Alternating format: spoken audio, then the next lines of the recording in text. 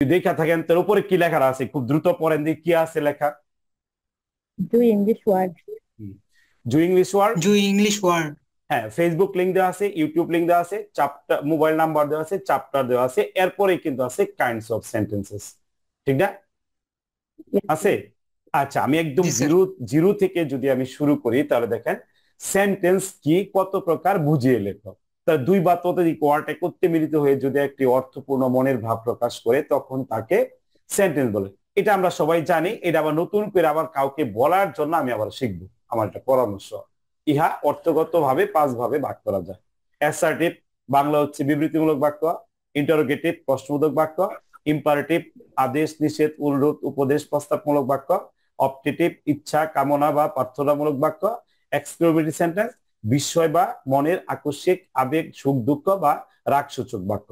এখন টুডে আমরা মানে আজকে আলোচনা আমরা করলাম আমরা কি, যে অ্যাসার্টিভ সেন্টেন্স বলতে কি বোঝায়। যে সকল বাক্যে একটি সাবজেক্ট, একটি ভার্ব এবং অবজেক্ট থাকে তাকে অ্যাসার্টিভ সেন্টেন্স বলে। এখন এই যে 6টা রুলস, এই 6টা এক্সাম্পল আপনাকে কি করতে হবে, মেমোরাইজ করতে হবে। দে আর প্লেইং, এটা আপনি একটা শিখবেন। আমি আপনাকে এখানে কৌশল শিখাচ্ছি কি, যে এখানে এই একটাতে আপনি টেন্সের 12টা রুলস অ্যাপ্লাই করুন। যে পর্যন্ত আমরা টেন্স না পড়ে যাচ্ছি আপনি 6টাই অন্তত মুখস্থ করুন। আমি যদি বলি আপনি 6টা এক্সাম্পল দেন, সেন্টেন্সের ফরমেশন গুলো বলেন। যেন এটা বলতে পারেন সাবজেক্ট বা অবজেক্ট নিয়ে স্যার তৈরি করা যায়। He is a teacher, noun use করে তৈরি করা যায়। হ্যাঁ, তারপরে আপনি খেয়াল করেন যে এখানে প্রথমটা হচ্ছে আমাদের তাহলে কি সাবজেক্ট এমিজার, পরে কি অবজেক্ট, সাবজেক্ট এমিজার, এরপরে যে টিচার নাউন। এই টিচার নাউন, টিচার হলো শিক্ষক। এই শিক্ষকের রিপ্লেসমেন্টে আপনি অনেক নাউন ইউজ করতে পারেন। ফার্মার, তারপরে ইঞ্জিনিয়ার, ডক্টর, নার্স, এই ধরনের পরে ইলেকট্রিশিয়ান, পলিটিশিয়ান, তার মানে ফরেনার, প্লেয়ার, রাইটার, এই ধরনের যত নাউন আছে আপনি এখানে জায়গাতে সময় করে রিপ্লেস করবেন। He is very happy, happy তাহলে এখানে অ্যাডজেক্টিভ, তাহলে অ্যাবিজারের পরে অ্যাডজেক্টিভ ইউজ করে কি সেন্টেন্স তৈরি করা যায়।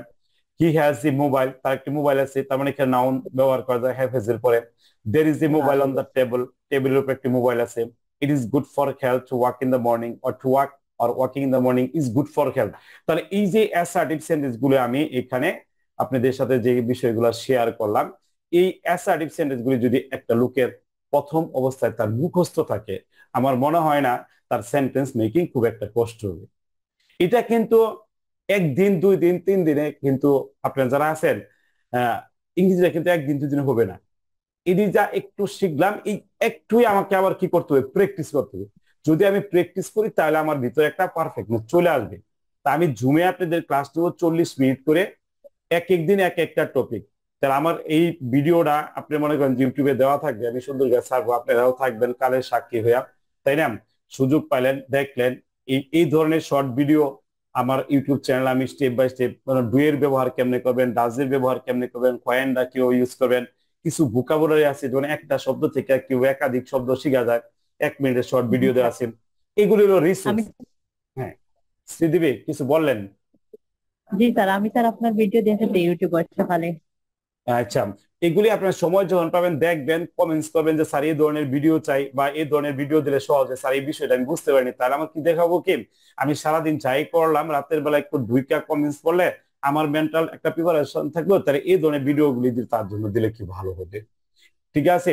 কারণ এটা তো আপনাদের চ্যানেল, এই চ্যানেলটা আমি নিয়ত করছি যে সব ধরনের ভিডিও এখানে আপলোড করব যেন সবাই উপকৃত হয়। যেন আমি ভোকাবুলারি দিছি, একজন যদি ইংলিশ শিখতে চায় তার ভোকাবুলারি প্রয়োজন, একজন শিখতে গেলে সাবজেক্ট বা তার অবজেক্ট প্রয়োজন, একজন শিখতে গেলে তার নাউন দরকার।